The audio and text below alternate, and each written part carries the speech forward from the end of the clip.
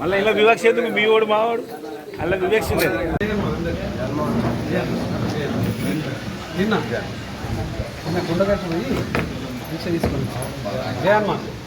గుండం ప్రజాపాలనలో గాడి తప్పింది.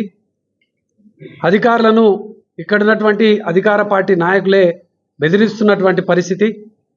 అంతర్గాంలో అదే కాంగ్రెస్ పార్టీ నాయకుడే ఎంఆర్ఓ మీద ఎస్టీ అట్రాసిటీ కేసు పెట్టినటువంటి పరిస్థితి. డిఎన్బిఎన్హెచ్ఓ ఇక్కడ తనిఖీలకు వస్తే కాంగ్రెస్ నాయకుడే వాళ్ళను బెదిరిస్తున్నటువంటి పరిస్థితి. ఈ యొక్క పరిస్థితులు నిజంగా చాలా అధ్వానంగా తయారైపోయినాయి. ఎమ్మెల్యే గారు దీని మీద తప్పకుండా ఈ యొక్క పరిపాలన మీద దృష్టి పెట్టాల్సినటువంటి అవసరం ఉన్నది. ఇక్కడ గతంలో ఇక్కడ ఉన్నటువంటి డాక్టర్లను, ఇక్కడ ఉన్నటువంటి ఒక చిల్డ్రన్ స్పెషలిస్టు ఒక చిన్న అబ్బాయి చనిపోతే ఆయన మీద ధర్నా చేసి ఆయనను ఒత్తిడి చేసి ఇక్కడ నుంచి వెళ్ళి వెళ్ళగొట్టినటువంటి ఎమ్మెల్యే గారే ఇక్కడ మెడికల్ హబ్గా చేస్తున్నాం, మేము గొప్పగా చేస్తున్నామని చెప్తా ఉన్నారు.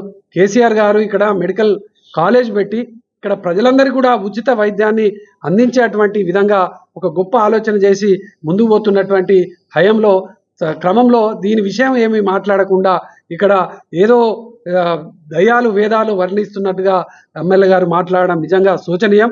ఇటువంటి విధానాన్ని గట్టిగా పరిపాలన మీద దృష్టి పెట్టాలి. ఇక్కడ ఉన్నటువంటి అధికారుల మీద మరీ పూర్తిగా అధికారులు ఒక్కొక్క అధికారి అయితే కాంగ్రెస్ పార్టీకి సంబంధించినటువంటి నాయకులతో మాట్లాడుకుంటా ఇక్కడ బీఆర్ఎస్ పార్టీ నాయకులను ఒక ఎస్ఐ పోయి చేరకపోతే మిమ్మల్ని కేసులు పెడతామనేటువంటి బెదిరిస్తున్నటువంటి పరిస్థితి ఉన్నది. ఇటువంటి పరిపాలన నిజంగా గతంలో చూడలే. మేము ఎన్నికల ముందు చెప్పినాం ఇక్కడ మళ్ళీ జాఫర్ జమానా మొదలవుతుందన్నాం. ఇది మళ్ళీ మొదలైంది. తప్పకుండా ఈ ప్రభుత్వానికి ఈ యొక్క కాంగ్రెస్కు గుణపాఠం చెప్పక రాబోయే ఎన్నికలలో తప్పదని కూడా ఈ సందర్భంగా నేను హెచ్చరిక చేస్తా ఉన్నాను.